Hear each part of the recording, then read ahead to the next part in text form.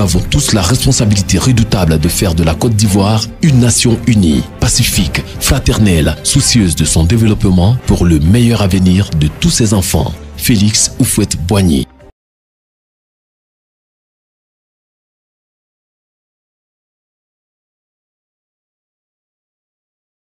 Dans cette vidéo, nous continuerons de parler du respect de l'autorité en tant que valeur attachée à la citoyenneté.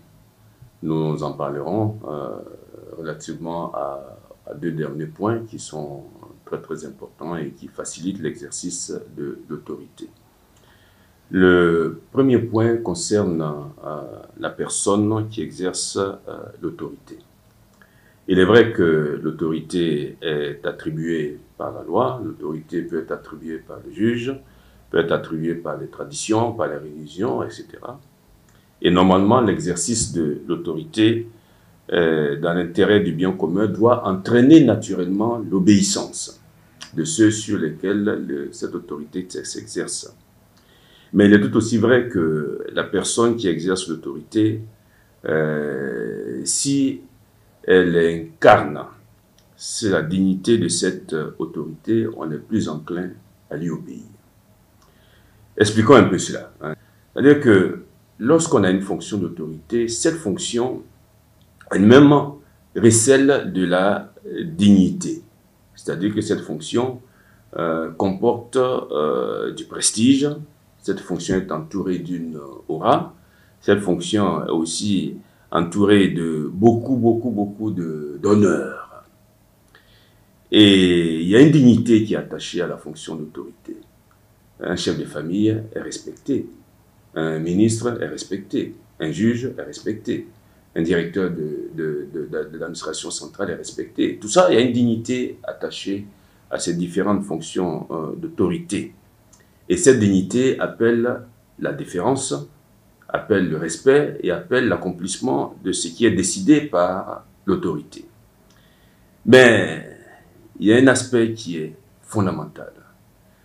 C'est que celui qui exerce l'autorité doit s'efforcer de l'exercer de façon digne. C'est pourquoi, lorsqu'on exerce de telles fonctions, il faut se hisser au niveau de la dignité de la fonction. Et si on a une fonction d'autorité et qu'on a des comportements vulgaires, si on exerce une fonction d'autorité et qu'on a des comportements terre à terre, des comportements illicites ou des comportements immoraux, évidemment, ceux sur lesquels on exerce l'autorité seront peu enclins à obéir. Parce que la personne se révèle indigne de la fonction d'autorité qui lui a été attribuée.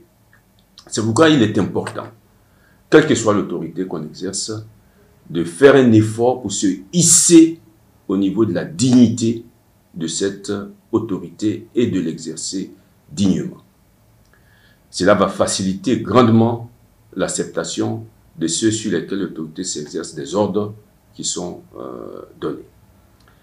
Un chef de famille alcoolique et irresponsable se fera difficilement obéir par ses enfants. Ça, c'est clair.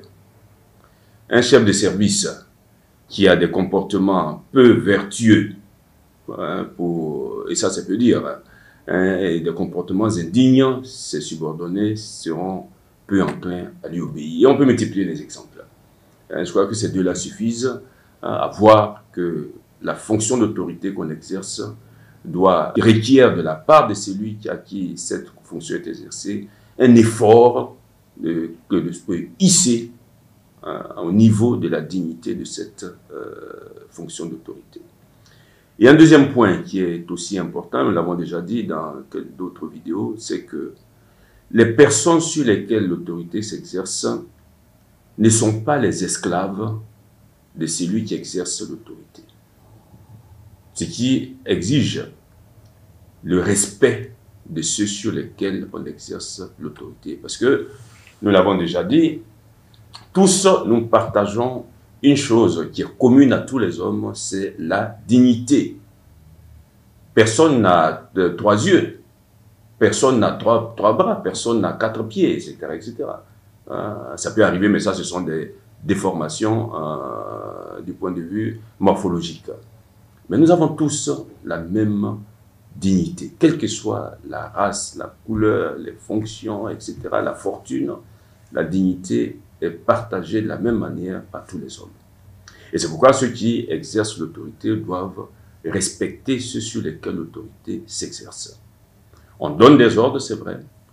On attend qu'on obéisse à ces ordres justes, mais cela doit se faire dans le respect de la dignité de ceux sur lesquels l'autorité s'exerce. Parce que nous sommes tous des hommes.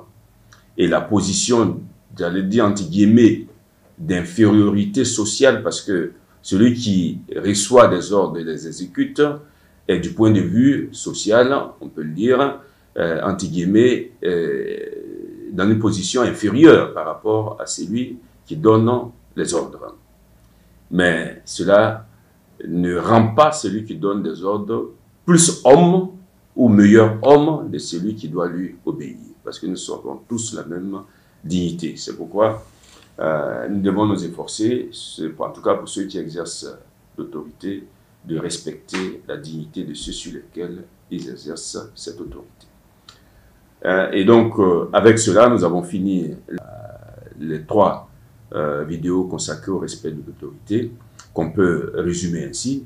L'autorité doit être exercée comme un service, l'autorité doit être exercée de façon digne, et l'autorité doit être exercée dans le respect de ceux sur lesquels cette autorité s'exerce, pour que cela soit pour le bien commun et que tous nous concourions à la consolidation de la vie et de la cohésion sociale.